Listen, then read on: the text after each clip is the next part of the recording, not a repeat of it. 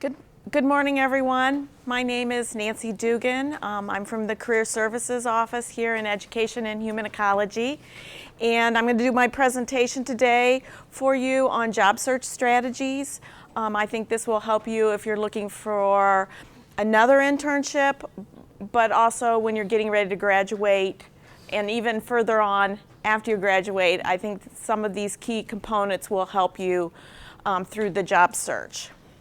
So let's go ahead and get started.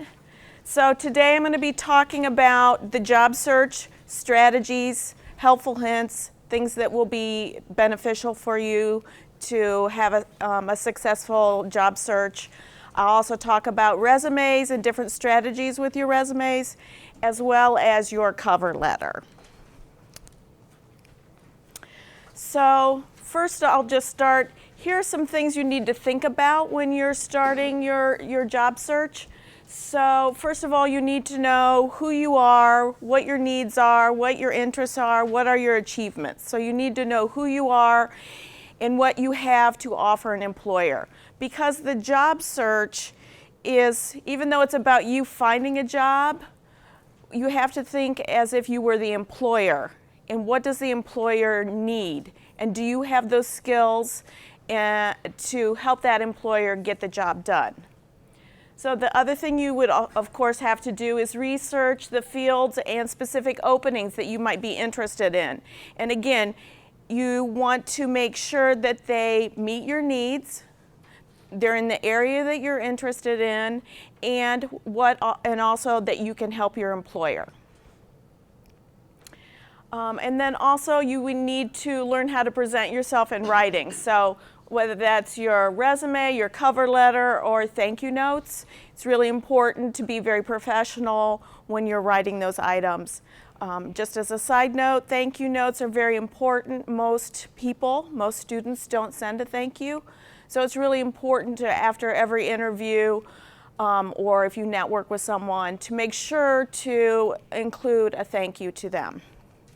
And of course, you need to present yourself in a positive introduction and also be very positive in your interview. No one likes someone who's desperate or a Debbie Downer. So always turn everything into a positive, because employers, would be attracted to that type of individual. And then of course, probably the most important thing that you can do is network. Network through LinkedIn, network with professors, network with employers, anyone you know you need to network with, because that network can help you find that job.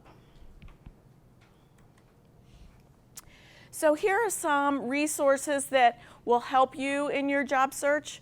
The first one is the Buckeye Career Network. How many of you have used the Buckeye Career Network?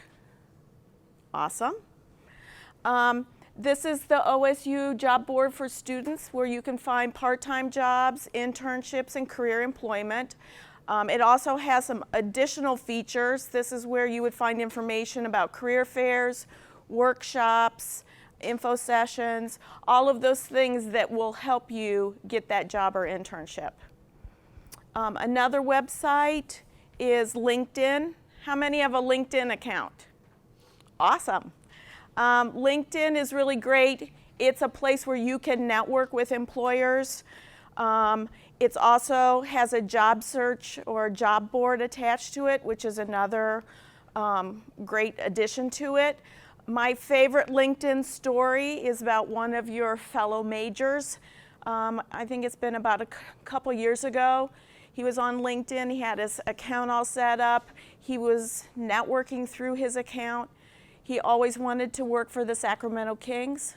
So he found a contact there and reached out to them, sent them an email and said, I'm a student at OSU in sport industry. I'm getting ready to graduate. Do you have any openings, or is there anyone I can talk to about your opportunities? Within 2 days, he had a phone call. Within another week, he had a phone interview. In another week, he had a Skype interview. He had a second Skype interview. They flew him out for an interview, and he is now working for the Sacramento Kings. So networking really does work. but you have to take the initiative. And this student had done his research and knew that this organization did a lot of recruiting through LinkedIn. And a lot of employers do use LinkedIn to find their candidates. So get those LinkedIn accounts up and going. If you want any help with that, our office can also help you with that. So I'll put in a little plug for our office. You can make an appointment with either myself or Katie Moore, and we would be happy to help you. Teamwork Online. How many of you know about Teamwork Online? Okay. Teamwork Online is a job board for professional sports, all professional sports. So if you're interested in an internship or a job with them, this would be the perfect place to start. The NCAA.org, so if you're interested in college athletics, this is another awesome place, a lot of great information as well as a job board. So this is a great opportunity. Most of those positions will be entry-level internships after you have your bachelor's degree or grad assistantships. So if you use this, I like to use this also as a research tool. So say you're a sophomore and you want to go into ticket sales when you graduate in college athletics, go into the job board, look around, find a ticket sales type of position, read the description and look at the qualifications. Then you'll know what you need to do in those 2 years before you graduate in order to get and be qualified for one of those positions. So you can also use a job board for research besides just looking for a job. Okay, any questions on those? The other thing that you can do is go to any company website that you're interested in. Pretty much everybody has a job board on that also. Networking, again, I can't tell you enough how important networking is. Whether it's activities here on campus related to a career fair, workshops on how to network. An easy way to do some networking is an informational interview. Basically, you reach out to someone and see if they have maybe 30 minutes that you could talk to them, maybe over coffee, maybe over the phone, you meet them at their office, whatever that might be, and have 4 or 5 great questions to ask them about the industry, advice that they might have, what do they look for in candidates, whatever that is. Now you have a connection there, you send them a thank you, you follow up a week, a month, and you keep that contact information and those relationships, you keep them going. And then when something opens up, they would reach out to you. You would be one of their first people that they would say, hey, we have this position open, why don't you come in and interview? Or they might know someone that has a position available. So those informational interviews are great for networking, but also researching different companies to see if it would be a good fit for you. Friends and family, just tell everybody you know what you want to do. Okay? Tell everyone, because someone might know someone that knows about a job or a position or something that you might be interested in. You just never know who knows who. So, and to get a job, the best way to get it is from someone to know you and encourage you to apply or turn your resume into their hiring manager. Because then there's a connection rather than a pile of 1,000 resumes and maybe you're the last resume in the pile. So you don't want to do that. You want people to help you find that position.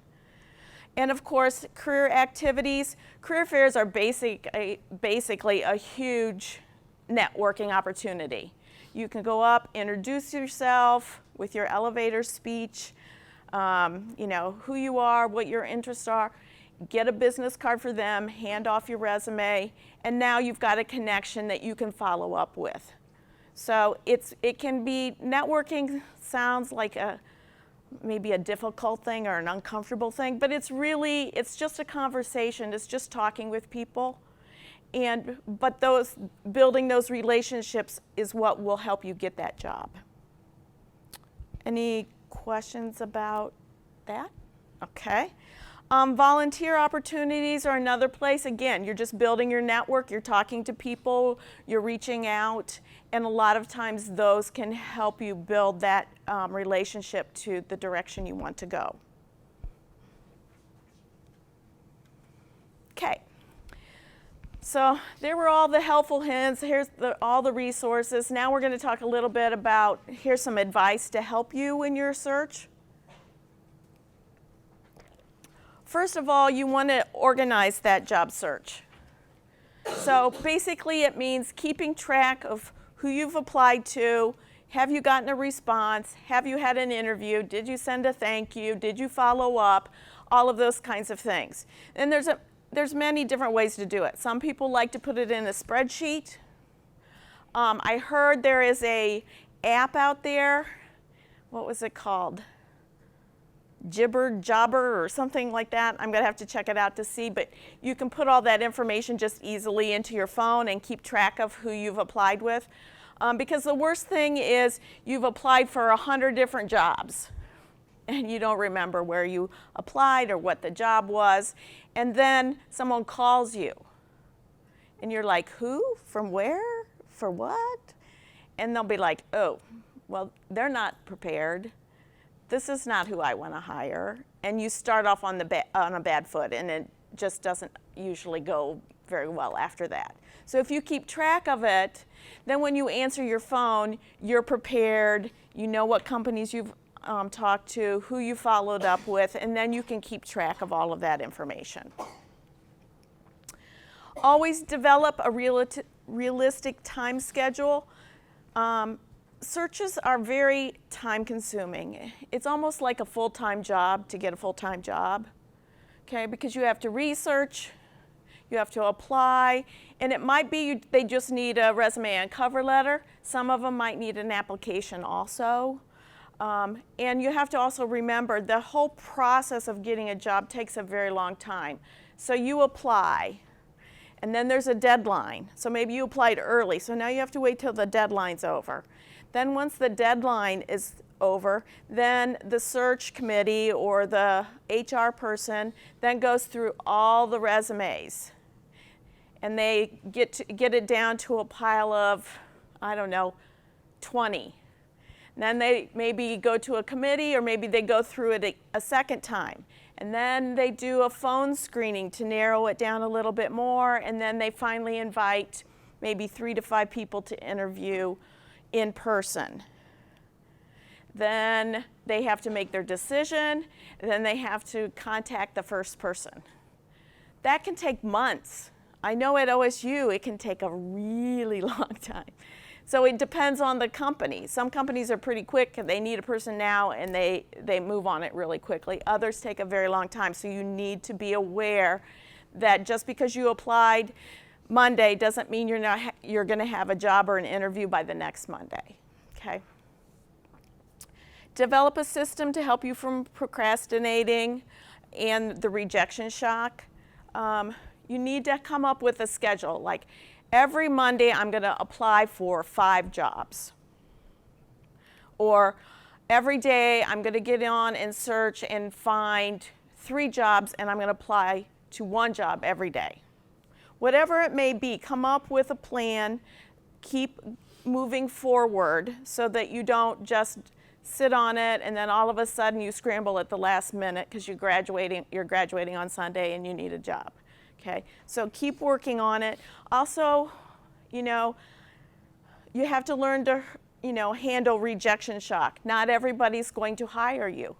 I mean, it would be awesome if every time you interviewed you got the job, but that doesn't normally work. And it's not because you weren't great and you had the qualifications, you had all of the things, but maybe that other person had 1 more experience, or had the personality that they were looking for, or had a specific skill set that they were looking for. It might have nothing to do, it might have been when you came in and did the interview, the HR person was having a bad day, and he was like, no, I'm not going to hire anybody from today. You just don't know, so just don't take it personally, it's business, and just move on and keep looking. Don't try to focus on how badly you need that job, but always be positive and hopeful.